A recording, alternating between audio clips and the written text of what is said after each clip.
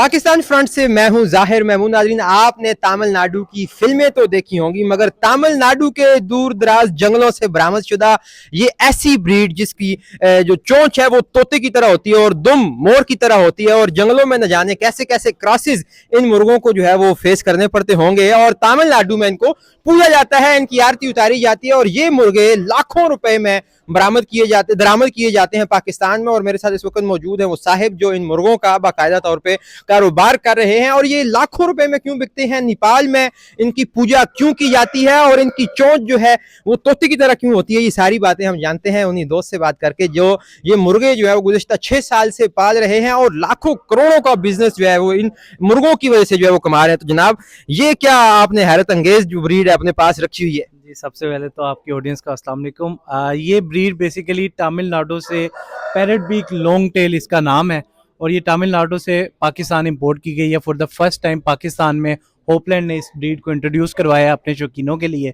और ये ब्रीड इसलिए नायाब है क्योंकि इसका फेस तोते की तरह होता है, बिल्कुल राउंड, और इसकी जो दुम है वो जिस तरह आप देख सकते हैं बिल्कुल लंबी मोर की तरह की दुम होती है। और तमिलनाडु में क्योंकि एक वाइल्ड बर्ड था तो तमिलनाडु के लोगों ने इसको पाला, और इसको पकड़ने के बाद उन्होंने इस पे एक्सपेरिमेंट्स किए, इसको पाला, और अब इसको पूछते तक हैं वो। और तमिलनाडु में गोल्ड के शोज होते हैं जिसमें ये गोल्ड जीतता है। ये मुर्गे गोल्ड जीतते हैं? जी बिल्कुल। कितना को गोल्ड जीतते हैं? 2-2, 3-3 तोले के गोल्ड के जो है प्राइसेस होते हैं, मेगा प्राइसेस होते हैं, जिसमें बर्ड की ब्यूटी के बेसिस पे उनको कंपटीशन विन करते हैं, और शो विनर्स में जो है वो गोल्ड डिस्ट्रीब्यूट किया जाता है। आपने ही शायद मुझे पहले गुफ्तगू में बताया कि शामू जो परिंदा है वो भी जर्मन एक ब्रीड है, और उसके 100 से ज्यादा पॉइंट्स होते हैं जिससे उनकी खूबसूरती को जांचा जाता है। तो इनकी खूबसूरती जांचने का पैमाना क्या है? इसकी खूबसूरती जानने का पैमाना, सबसे मेन बात होती है इसकी बीक कितनी शार्प है और कितनी डाउन है। सबसे मेन पॉइंट ये होता है। उसके बाद इसकी कॉम, इसमें कोइन हेड कॉम जो होती है वो पाकिस्तान में सबसे ज्यादा पसंद की जाती है, और ओवरऑल द वर्ल्ड भी कॉम जो है वो कोइन हेड की कॉम जो है वो सबसे ज्यादा मानी जाती है। तीसरे नंबर पे जो है वो इसकी टेल, ये जो इसकी टेल की लेंथ है ये इसकी ब्यूटी को इनहेंस करती है। जितनी लंबी टेल होगी उतना ब्यूटीफुल आपका बर्ड नजर आएगा।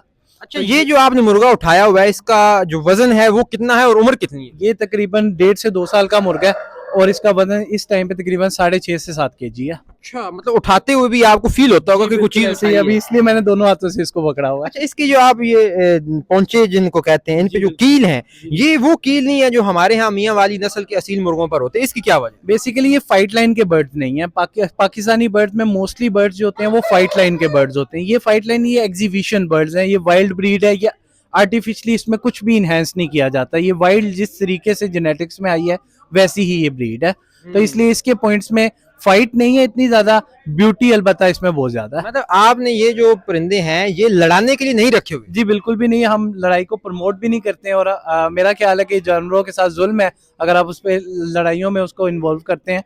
ये ब्यूटी है, हॉबी है और शौक है, जिसकी हद तक हम जो है वो अपने कस्टमर्स को एंटरटेन करते हैं। लड़ाई के लिए ये नहीं है तो इनका गोश्त तो फिर लोग खाते होंगे? जी, ये जितना महंगा मुर्गा है लोग गोश्त वैसे अफोर्ड नहीं कर सकते, लेकिन अगर कोई अफोर्ड कर सकता है तो वो खा सकता है। आप खाते हैं इसका गोश्त? जी, 1-2 बार ऐसा इंसिडेंट हुआ कि हमने ट्राई किया हुआ है, और बहुत अच्छा गोश्त होता है, खाने के लिए बहुत सेहतमंद चीज है, लेकिन ऑब्वियसली इतना एक्सपेंसिव बर्ड कोई खाते हुए दिल पे जो है वो कुछ ना कुछ तो होगा। दिल पे जरा हाथ रख के। बिल्कुल ऐसे। अच्छा, इस मुर्गे का जो गोश्त था वो गोश्त असील मुर्गों से डिफरेंट था या और कुछ जायका था उसका? देखें, बेसिकली है तो बर्ड ही और है तो असील ही, तो गोश्त मोरलेस सेम ही होता है, लेकिन ये जाना जाता है अपनी ब्यूटी, अपने पॉइंट्स और लोगों के शौक की वजह से। पाकिस्तान में इसकी ब्यूटी के मुकाबले होते हैं? जी, होपलैंड ही ने जो है वो लास्ट 2021 में एक कंपटीशन एक्सपो सेंटर में करवाया।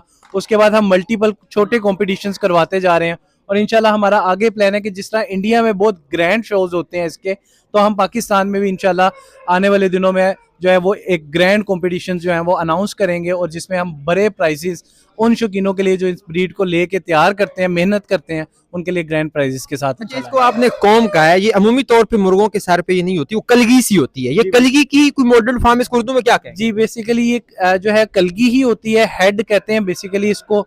ये मुर्गों में, पाकिस्तानी असीलों में बिल्कुल छोटी या ठीकर किस्म की होती है, या दो किली ताजा इस तरह के ताज होते हैं। ये कॉम जो है वो इंटायरली इसका हेड कवर करती है with a coin head name.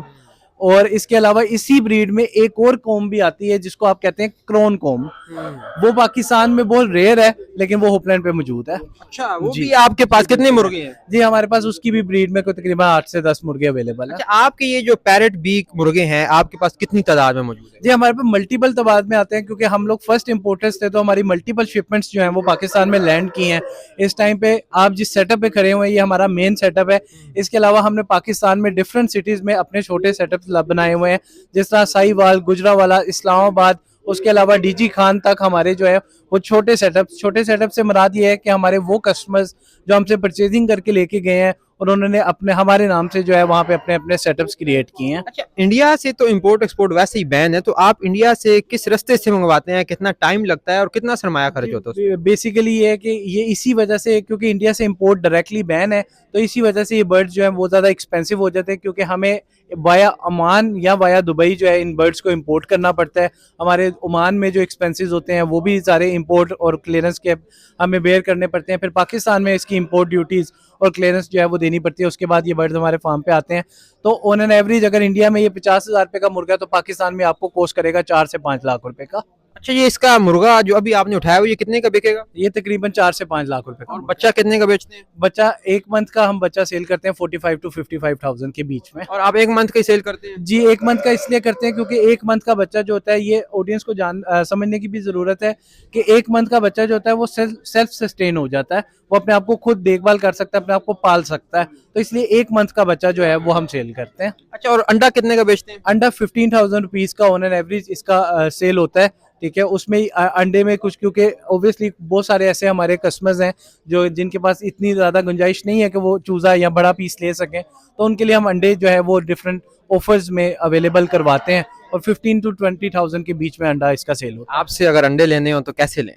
Sir हमारे दिए गए नंबर्स पर रब्ता कर सकते हैं। हमारे व्हाट्सएप पे जो है हमारे एजेंट्स जो है वो होपलैंड के नाम से? जी होपलैंड के नाम से हमारा नंबर बता दें जिस पे रब्ता करें। 032584 ये हमारा नंबर है जिस पे आप रब्ता करके जो है वो तमाम इन्फॉर्मेशन ले सकते हैं, बुकिंग करवा सकते हैं और अपनी चीज़ ले सकते हैं। अच्छा, पाकिस्तान में ये मुर्गे कौन खरीदता है और किस मकसद के लिए खरीदे जाते हैं? देखिए जी, ये प्योरली एक हॉबी है और शौकीन पाकिस्तान में बड़े हुए हैं। आपने देखा होगा कि अक्सर गांव वगैरह में आप जाते हैं तो लोगों ने देखा होगा कि हमारे सहन की शान एक मुर्गा होनी चाहिए।